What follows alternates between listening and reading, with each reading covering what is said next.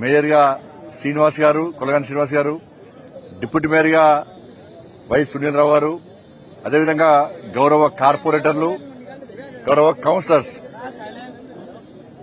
అందరం కూడా ఈరోజు పార్టీ ఆఫీస్ పోయి పార్టీ ఆఫీసు సందర్శించి ఈరోజు ఆ భాగ్యలక్ష్మి అమ్మవారి దర్శనం కోసం రావడం జరిగింది. మీ అందరూ తెలుసు భాగ్యలక్ష్మి అమ్మవారి శక్తి ఏందో ఇవాళ తెలంగాణ కాదు మొత్తం దేశమంతా తెలుసు.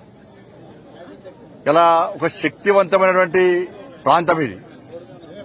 ఆ తల్లి శక్తి ఇవాళ దేశమంతా వ్యాపించింది.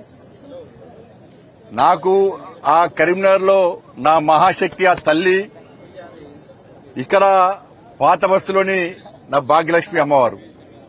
ఆ అమ్మవార్ల కరుణా కటాక్షంతోనే ఇప్పటివరకు ఎలాంటి ఆటంకాలు అడ్డంకులు లేకుండా ఎన్ని ఆటంకాలు వచ్చినా, ఎన్ని అవరోధాలు వచ్చినా, ఎన్ని కుట్రలు జరిగినా, ఎన్ని కుతంత్రాలు జరిగినా అక్కడ మహాశక్తి అమ్మవారు, ఇక్కడ ఈ భాగ్యలక్ష్మి అమ్మవారి యొక్క కరుణా కటాక్షలు నా మీద మా పార్టీ మీద ఉన్నాయి కాబట్టే అన్నింటినీ తట్టుకొని ఇలా ఈ విజయ పరంపర కొనసాగిస్తున్నాం మేము. అందుకే ఆ తల్లిని మొక్కున్నాం. తల్లి మా అభ్యర్థులకు ఆశీర్వాదమి, మా అభ్యర్థులకు దేశము, ధర్మము, సమాజం అనే ఒక లక్ష్యంతో, ఒక ఆలోచనతో సేవ చేయడానికి కమలం పూ గుర్తు మీద నరేంద్ర మోడీ గారి సారథ్యంలో, నితిన్ నబీన్ గారి యొక్క ఆధ్వర్యంలో, ఇక్కడ రామచంద్ర గారి నాయకత్వంలో వాళ్ళు పోటీ చేస్తున్నారు. ఒక మంచి ఆలోచన పోటీ చేస్తున్నారు. ఒక ఆశీర్వాదం ఈ తెల్లని అని చెప్పి ఆ రోజు మొక్కుకున్నాం. ఆ మొక్కు తీసుకోవడానికే ఈరోజు మా అందరు అభ్యర్థులతో, మా నాయకులతో అందరితో కలిసి ఈరోజు తల్లి దర్శనం చేసుకోవడం జరిగింది. చాలా పవర్ఫుల్ టెంపుల్. మళ్ళీ చెప్తున్నా, ఎప్పుడు ఎన్నికలు జరిగినా ఈ తెలంగాణ రాష్ట్రంలో వచ్చేది భారతీయ జనతా పార్టీ ప్రభుత్వము. భారతీయ జనతా పార్టీ ప్రభుత్వం వచ్చిన వెంటనే ఇలా ఈ భాగ్యలక్ష్మి అమ్మవారి టెంపుల్ ను గోల్డెన్ టెంపుల్ గా 100% మారుస్తాం. ఇలా పంజాబ్ లో స్వర్ణ దేవాలయం ఏ విధంగా ఉందో, ఇలా ఈ తెలుగు రాష్ట్రాల్లో ఈ ప్రాంతంలో ఇలా భాగ్యలక్ష్మి అమ్మవారిని, ఆ దేవాలయాన్ని గోల్డెన్ టెంపుల్ గా మార్చి తీర్థం.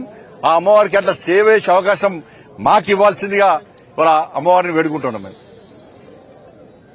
ఎందుకంటే ఇక్కడ ఉన్నటువంటి హిందూ సమాజానికి రక్ష ఆ తల్లే.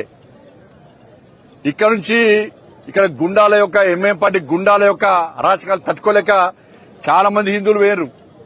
ఇవాళ అందరు హిందువులందరూ కూడా అమ్మవారి ఆశీర్వాదంతో మళ్ళొచ్చిన ప్రశాంతంగా జీవిస్తున్నారు. ఇవాళ ఎన్ని అడ్డంకులు వచ్చా తట్టుకొని పోతున్నారు. ఇవాళ అందుకే నేను భారతీయ జనతా పార్టీ రాష్ట్ర అధ్యక్షుడిగా ఉన్నప్పుడు ఆ తల్లి శక్తి తెలుసుకునే ఇదే ప్రాంతంలో ప్రభుత్వం అడ్డగించినా, పోలీసులు అడ్డుకున్నా, ఎన్ని అవాంతరాలు ఏర్పడ్డా కూడా ఆ తల్లిని మొక్కున్నాం. ఇదే గడ్డ మీద టైము, డేటు, ప్లేస్ చెప్పినాం. దాని ప్రకారం ఇదే గడ్డ మీద ప్రజా సంగ్రామ యాత్ర 2021 ఆగస్టు 28. ఈ రోజు ఆగస్టు 28 అనుకోకుండా కలిసి వచ్చింది. ఈ రోజు ఆగస్టు 28. ఇదే రోజు ఇక్కడ ప్రజా సంగ్రామ యాత్ర ప్రారంభించినాం. 1640 కిలోమీటర్లు నడిచినాం. ఇలా ఇవాళకి 1640 రోజులు ప్రజా సంగ్రామ యాత్ర చేసి అన్ని అనుకోకుండా కలిసి వచ్చినాయి. 1640 కిలోమీటర్లు నడిచినాము. ఈ రోజుకి యాత్ర స్టార్ట్ చేసి 1640 రోజులైంది. కానీ యాత్ర ఏ విధంగా అక్కడి కేసీఆర్ ప్రభుత్వం ఏ విధంగా అరాచకంగా అడ్డుకున్నదో, ఏ విధంగా దాడులు చేసిందో అన్నిటిని తట్టుకొని మా లక్ష్యం మోడీ రాజ్యం రావాలి, తెలంగాణ రాష్ట్రంలో రామరాజ్యం రావాలి అని చెప్పి ఒక లక్ష్యంతో ఇవాళ ప్రజా సంగ్రామ యాత్రను ఏ విధంగా దిగ్విజయవంతం చేస్తామో దానికి అంతటి కారణం ఆ తల్లిదయ. ఈరోజు మాదే అడ్డా అనుకున్నటువంటి ఎంఐఎం పార్టీ మెడల్ వంచి ఎంఐఎం పార్టీ మా యాత్రను అడ్డుకుంటా అని చెప్పినప్పుడు కూడా ఇలా నీ అడ్డ కాదురాబాయ్, ఇది మా అడ్డా అని చెప్పి ఈడ వేదిక పెట్టి జై శ్రీరామ్ భారత్ మాతకి జై అని గాండ్రిస్తూ గర్జించిన కార్యకర్తలు, నా దమ్మున్న భారతీయ జనతా పార్టీ కార్యకర్తల విషయాన్ని 2021 ఆగస్టు 28 రోజు స్పష్టం చేసినాం. ఎవరితోనేం కాలే. ఆ రోజు ఎంఎం పార్టీతో కుమ్మకే బీఆర్ఎస్ పార్టీ అడ్డుకునే ప్రయత్నం చేసింది. ఈ రోజు తెలంగాణ రాష్ట్రంలో అవే పరిస్థితులు. కాంగ్రెస్ పార్టీ ప్రభుత్వం వచ్చిన తర్వాత 27 నెలల్లో ఈ తెలంగాణ రాష్ట్రంలో హిందువుల పరిస్థితి ఏ విధంగా ఉందో ఒక్కసారి హిందూ సమాజం ఆలోచించుకోవాలి. జిహెచ్ఎంసీ ఎన్నికల్లో భారతీయ జనతా పార్టీ అభ్యర్థులు 48 మందిని గెలిపించారు కాబట్టే ఇవాళ అడుగడుగునా మా కార్పొరేటర్లు హిందూ సమాజానికి ఏ ఆపోజిషన్ అడ్డుకున్నారు ఇవాళ.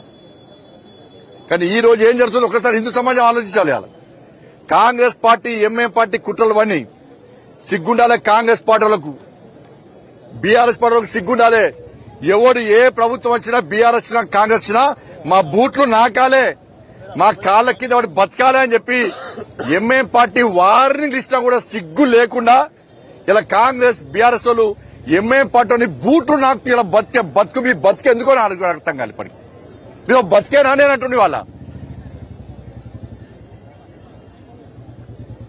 కాంగ్రెస్ పార్టీలో బీఆర్ఎస్ పార్టీలో ఉన్న హిందూ నాయకులారా, హిందూ కార్యకర్తలారా, నేను రెచ్చగొడతానని వాస్తవాలు చెప్తున్నాను. నేను